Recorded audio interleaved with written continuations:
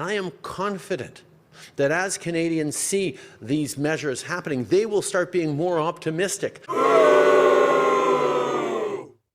The Liberals did not win a lot of voters with their latest budget. The latest Leger survey shows that half of respondents said they had a negative view of the federal budget, which was presented by the finance minister, Chrystia Freeland, last Tuesday. Only 21% had a positive opinion, while nearly one-third said they didn't know or preferred not to answer. Thanks for joining the video today, folks.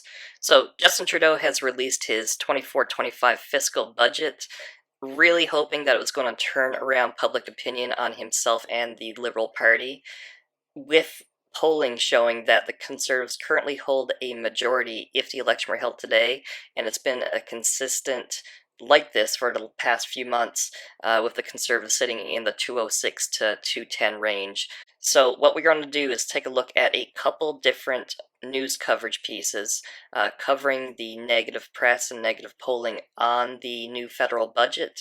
And first up, we're going to take a look at Scott Reid, his take on the situation. Scott Reid is not a Conservative pundit or a Conservative Party member. In fact, he served as the senior advisor and director of communications to the Prime Minister Paul Martin from 2003 and 2006 within the Liberal government at the time. So this person is going to try and take the positive outlook on the Liberal budget, if there was any, but we're going to hear a little bit more from him right now. News for the government. I mean, they sunk enormous resources and effort into this budget. They sold it in advance in a way that they have not done with previous budgets, in a way they've not done with almost any initiative.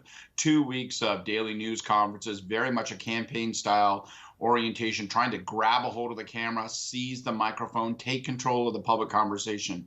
So these are not welcome numbers on the face of it, is that the government is not reversing people's perceptions of them, that the budget didn't do that. Probably unrealistic to hope that it would have, but that's the big wall of ice they've got to melt between now and the next election, because Canadians do seem to be fairly set in their ways with respect to a negative opinion toward the government.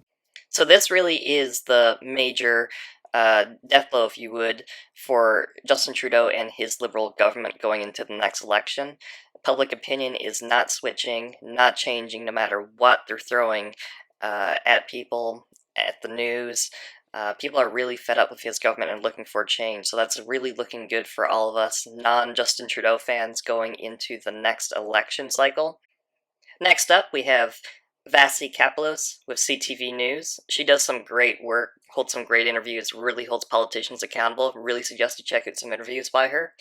And she is joined by some polling experts, including individuals from the Angus Reid and Athabasca data. So these are the best people to talk to in regards to polling, reviewing results. So let's jump into the next section of the video. The budget is about solving problems. This is about making sure that an economy that no longer works as well as it should, as well as it did for our parents' and grandparents' generations, actually works for young people. I am confident that as Canadians see these measures happening, they will start being more optimistic about their future the way we need them to be, to grow a strong economy, to build a stronger future. That's our focus. Fairness for every generation, starting right now. That's Prime Minister Justin Trudeau today responding to questions around new polling that shows the federal budget isn't quite landing with the younger voters the feds are targeting. Let's start with the latest numbers from Leger released today. They show us that just shy of half of Canadians polled have a negative opinion of the budget, with 21% having a positive view, and 30% say they either don't know or prefer not to answer.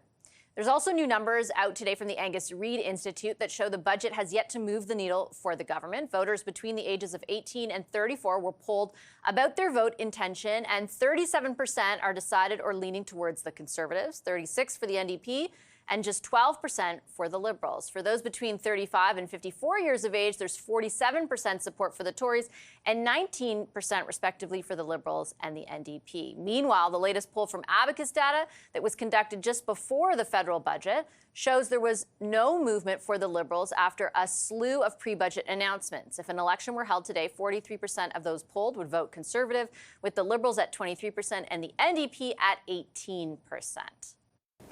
To help us break all of those numbers down, with me tonight, Christian Borg, the Executive Vice President of Leger, Shachi Kurl, she's the President of the Angus Reid Institute, and David Coletto is the CEO of Abacus Data. Are you also seeing little to no traction?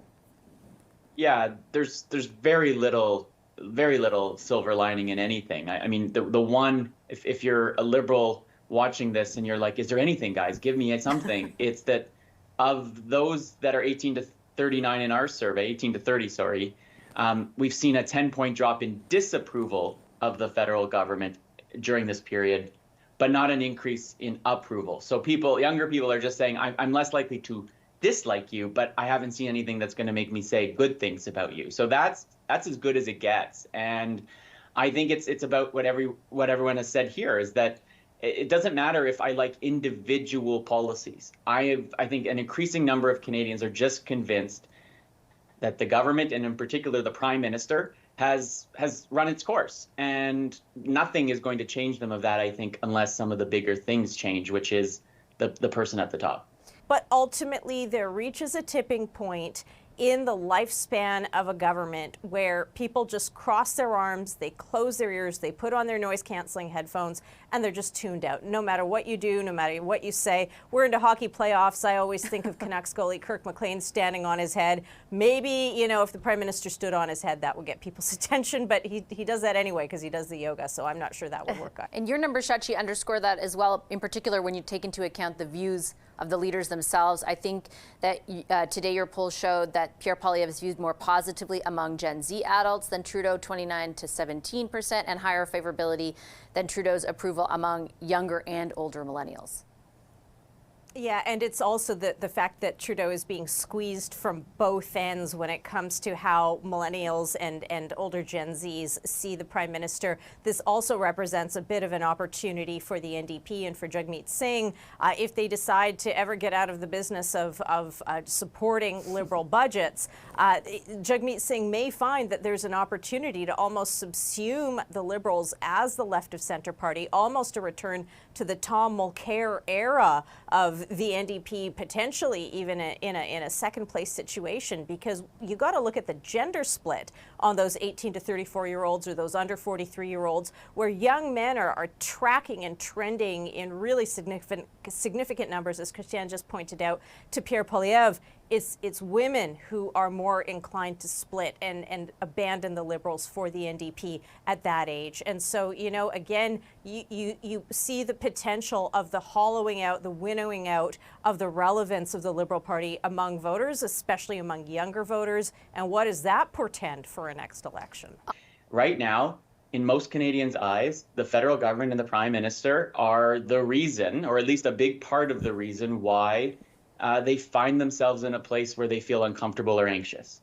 And I know the Prime Minister and the government have been trying to, make the premiers out to be the premier or someone else. But I think the villain they've got to engage is sitting right across the aisle from them, and that's Mr. Poilievre. To your point, Vashi, they've got to find a way to start demonstrating, contrasting this budget with a Canada that would be led by Mr. Poilievre, and they need to create perceptions and understanding of what that means. In our polling, what's very clear, half of Canadians believe that Pierre Poilievre and the Conservatives are going to win the next election. That's not something that hasn't developed. And guess what? Most people who believe that are fine with it. That has to change if the Liberals have any shot at getting back into this game. That's our video for today, folks. Thank you so much for joining and watching till the end. Please don't forget to like, share, subscribe. Anything and everything really helps me in building this channel and providing you with further content. With that out of the way, take care of yourself, and we'll see you next time.